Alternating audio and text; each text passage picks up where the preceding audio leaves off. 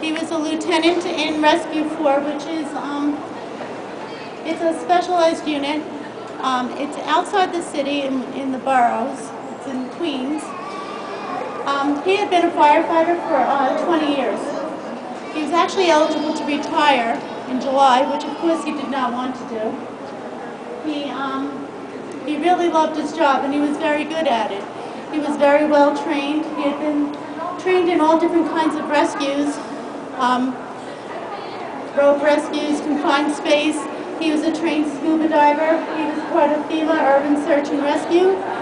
He went out to Oklahoma City in 1995 when the Murrow building was bombed to help that recovery. So he really knew what he was doing. He also worked on the side as a carpenter. So every fireman has to have a second job because they don't make enough money being a fireman. I was actually a teacher at the time. I taught 3rd grade and I was in my classroom. My husband had gone to work on a Monday night. He was working at 24, Monday night to Tuesday day. I saw him the night before I left for work, and I spoke to him before I went to bed that night, and we just said, I'll see you tomorrow. In the morning, I really had no idea. I was in my classroom and I didn't know what was going on because I don't have a television in my room. So people were sticking their heads and saying, a plane, the Trade Center, and I'm thinking a little commuter plane, something, nothing. Of course, I had no idea the magnitude of what was actually going on. I did find out later. Actually, it took me till about 4 o'clock to actually see anything on TV. We did try and call him all day long, and of course, he was out. He was here. He actually got called here after the first plane hit. When the first plane hit, they were called.